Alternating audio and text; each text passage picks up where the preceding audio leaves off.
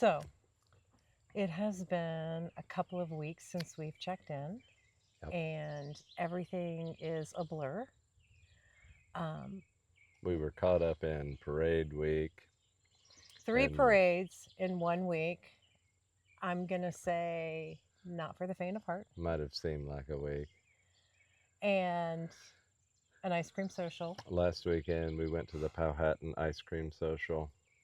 In the midst of haying, we had to rush home, and we spent too much time talking in Powhatan. So when we got home to Square Bale Hay, the hay had actually gotten tough on us before we finished, and the boys were not happy about that. But such is life. So tell me about what it means to be independent. Like, what is your journey with being independent? So you know, I've been thinking about how to tell that story, and it's kind of a complex story. But I historically was a Democrat, and people know that I have political interests, that I follow politics. Uh, but it occurred to me a number of years ago that the political system was broken. And it's just become like a race to the bottom, a zero sum game. And I was thinking about stories, that would tell that. And I have told this story. Our burial plot on the hill is a Merrick plot, and Eldon Merrick was very conservative, and I talked with him and I talked with his daughters. He was a World War II U.S. Marine veteran from the Pacific, and his daughters. In talking to them, they were like, "Oh, our dad was the most conservative, just hardcore conservative." But in my discourse with Eldon on various subjects, uh, the way I would describe Eldon was he was a gentleman. So he could agree and he could disagree without being disagreeable. And that portion has left our political discourse, It has left has. has left our political discourse.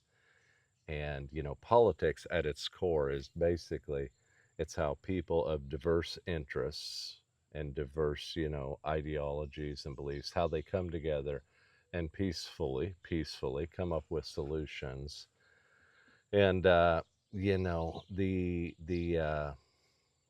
there's not a lot of uh,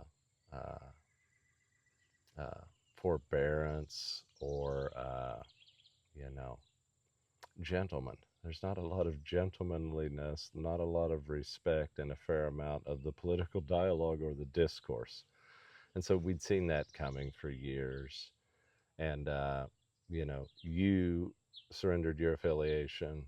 I just got tired of nobody speaking to me, to anybody I knew, and bringing all of this baggage.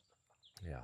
Like, instead of trying to solve problems, we're too busy calling each other names. We're too busy rehashing the past. We're too busy, they did this, so we're going to do this. Remember that. And like, the So things that were happening today or the things that were coming on the horizon, they weren't important. It was more important to tear each other down.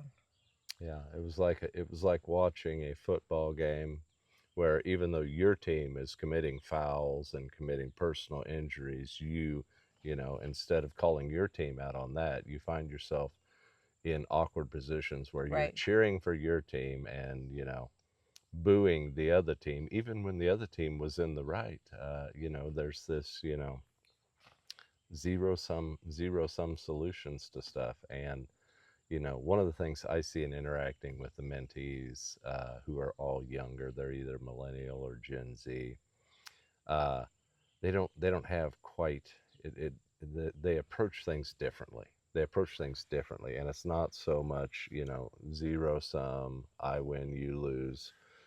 They do a little more How do we get the job done? engagement, yeah, Yeah, pragmatism. So our generation, we have always been concerned with pragmatism. right. We had to survive. We also had to be aware of politics in that, most of life is politics. How you relate to your neighbors. How do you relate to your neighbors with, when conflict occurs, like when we were drifted by dicamba? Hmm. uh, how did we manage to come to terms of coexistence with people of differing opinions? That was politics. Right. That was politics. So it's been this journey with you, Will, if you will. But I was a little bit slower than you.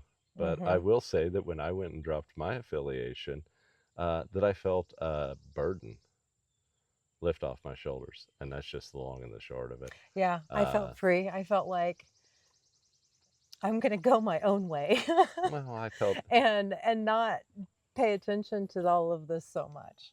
so what I felt was the ability to speak truth to power, Yes. to call things what they are, and to try and work towards, or struggle towards whatever the deeper truth is, and whatever is the common denominator, the I have unifying been theme. I think that is one of the biggest shocks that I have realized, going door to door and talking to people, is that there have been many people, whether they were Republican or Democrat, they've also dropped their affiliation. And when I Yeah, look at the numbers of affiliations in our county, the independents keep growing. yeah, And that says a lot about what's happening in our yeah, state house, what's happening, nationally, but most importantly, also that is all trickling down into our communities. yeah. And people are labeling each other, thinking they know what you're going to, you know, Right. do or how you think, and kind of Hmm. putting you in a box. There's a lot of that, of people trying to put people in boxes Yeah. and attach names or identities or this or that And to there's them. no room for growth in the Yeah. box. So I felt the same way. I felt just Okay. nobody was talking about the things that really mattered. Hmm. And when I dropped my affiliations, I felt the same way. I felt like, oh, we're out of the box. Hmm.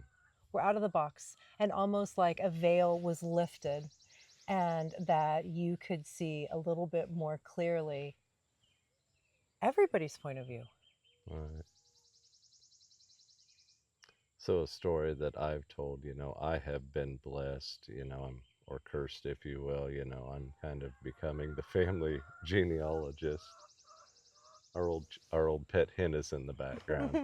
I've become the family genealogist, a little bit by just by default, because it seems like nobody else is very excited about it. But on my, uh, you have daughter of the American Revolution ancestry. I have son of the American Revolution ancestry, and in that, and when we came up with the theme independence, for the campaign, what that meant. And so, a year ago when I was working on the genealogical stuff for the Revolutionary War involvement, my common ancestor, great, great, great, 9 generations back, grandfather, was one of 4 boys, and all 4 boys were pulled into the Revolution.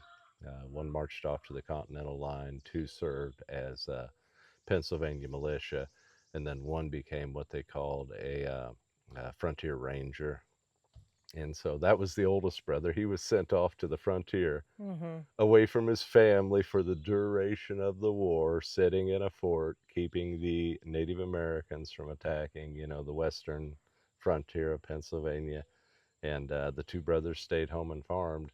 And, anytime there was a battle, they were called up and had to go because they were part of the militia. And then the one brother who was my ancestor was one of the brothers who served in the Pennsylvania militia, but the final brother marching away into the Continental Army for the duration of the war. And, the end result of conflict, if you're not able to resolve it peaceably, is more conflict Right. and war and the cost of that, and I we need to improve our political dialogue. We need improved political dialogue. I don't have all the answers, but I know that, name calling and putting people in boxes is not the solution. Right. So independence matters. And our families have been independent since For a little while. 1776. For a little while. For a little while. For a little while.